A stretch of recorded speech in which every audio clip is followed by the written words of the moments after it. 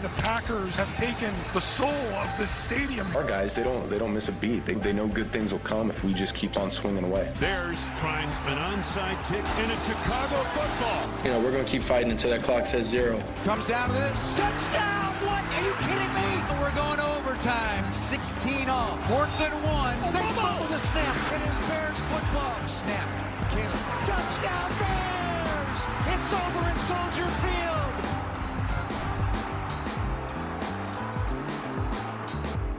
I mean, what a game. How about that? The Bears will have an 89% chance to win the NFC North, according to ESPN Analytics. Chicago can clinch the division with a win on Sunday Night Football against the 49ers or a Packers loss on Saturday night against the Ravens. It's come down to the wire here with so many teams being able to clinch in some of these situations, these games coming up next week. And Dan, Caleb Williams has this squad in the playoffs with a chance to clinch the division next week. How did he get it done on Saturday? Understood why they were calling certain plays. The first 55 minutes, it wasn't great, but you get into those situations where a coach almost saves a play for the perfect moment. Can the quarterback pay it off? You go to his 2 touchdown passes, it's complete understanding. Number one, kind of all-out pressure, but pop-out Caleb, who's the free rusher. Great, it's off your left. You better run away. He does. And then they're playing in and out coverage up top, meaning one defender as the in guy, one defender as the out guy. Well, Ben Johnson just has both receivers run straight. No one goes in, no one goes out to the very end. Both Green Bay defenders bite on the short. There's the wide open long. The game winners, my love this year. 13 personnel, 1 back, 3 tight ends. Ball's at the 46. A first down, Green Bay's in field goal range, Chicago. So Green Bay's closer to the line of scrimmage. Play action number 1, why? To shore up the protection. Number 2, Caleb, look to the bottom of the screen, to the outbreak for the tight end. We're just trying to gather coverage. We've done it. Number 3, make the right throw. When he throws this field post, DJ Moore's on the hash. Do not straighten him up. Bring him across the field. He throws that ball all the way outside of the numbers. That is absolutely perfect. And so while you sit there most of the game and go, goodness gracious, this is going to be a tough next day for Caleb Williams and the Bears. 6 points through the first 55 or so minutes. When he needed to be at his absolute best, and Ben Johnson called it, he got it done.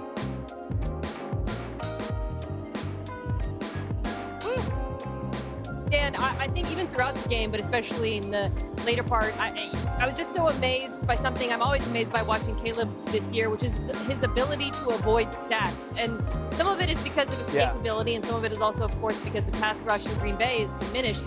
But a lot of it is due to just arm talent. I mean, that's Quay Walker coming unblocked through the A-gap. He's able to get that off by side-arming it to Manungai. That's purely because of his arm talent that he can get that off. Again, here, this is just an unbelievable throw. The deep dig to DJ Moore, rolling to his right. Pressure again, and then, Dan, you highlighted this. I mean, Caleb's on his back foot, barely. The other's in the air. Yeah. But because of his athleticism as a thrower, he's able to make these unique throws that very few people in the NFL can. Last year, Caleb Williams was 34th league-wide in pressure to sack rate. This year, he's second. So he's turned what was a weakness into a superpower, allowing the Bears to avoid negative plays. It's remarkable. I'll never forget, I spoke to his high school coach before we had them on Monday Night Football, and I was like, when did you know? And he's like, when we had him as like a freshman in high school, and he's making these throws. We're all looking around each other like, this guy has unbelievable natural ability. All right, let's talk a little bit more about the Panthers and the Bucs. Some interesting stuff happening in the NFC South. They're battling for the top spot in that division. In late third quarter, the Panthers trailing 17-13. It's 3rd and 5 from the 6. Bryce Young somehow escapes the sack here, runs forward, connecting with Jatavian Sanders for the touchdown. What a play by Bryce Young. You see his legs and some of the escapability there on display. The Panthers lead 20-17. And then just over 3 to play in the 4th. Game is tied at 20. It's all coming down to these moments. Panthers with 3rd and 4th, their own 33. Young looking deep to Jalen Coker, and he holds it in. 34-yard pickup on the play. Panthers kicking a field goal to lead the game 23-20, but you can never count out Baker Mayfield, right? 2 minutes to go on the ensuing Bucs drive. Baker Mayfield taking off. He runs it for a 26-yard gain. Good start for the Bucs here as they're trying to mount the comeback and win this one. Later in the drive, drive, 49 seconds left. Bucs on the outskirts of field goal range at the Carolina 42.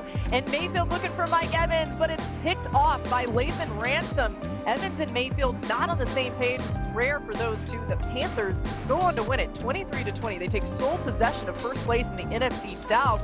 And this is a situation where if the Bucs win this week in Miami, the Week 18 game against the Panthers in Tampa Bay will decide the NFC South winner. RC, how did Bryce and company get it done? Is this Bryce Young, though he's had some inconsistencies, he's been his best when the Carolina Panthers have needed him most. And it made me start to think about Week 13 versus the Los Angeles Rams when he was facing pressure and saw one-on-one on the outside. Here, you're going to see that he hits Coker down the sideline against Emmanuel Forbes. They brought pressure. He saw the one-on-one on the outside. Look at Bryce right now. He understands that he's going to get pressure. They're playing zero on the back end. He makes the check. He makes sure he has the protection set. And down on the bottom, he has a one-on-one with Teteroa, McMillan, and Dean. He's going to press Dean to the inside, fade away. It's a perfect throw under pressure by Bryce Young. Now, we'll see the same thing again late in this game. You're going to get a 5-man rush. There's press by Benjamin Morrison, the rookie, up top. It's going to be an inside release and then a stack. And as soon as he stacks him, another throw right to the outside for Coker again. Bryce Young is recognizing these pressures. He's seeing where he has the one-on-one, and he's making the throws. In order to get in this position, though, the defense had to stop Baker Mayfield and the Tampa Bay Buccaneers. How were they able to do that? RC, the pass defense was great, and usually you're the one talking about this, but it's something that popped off the film for me.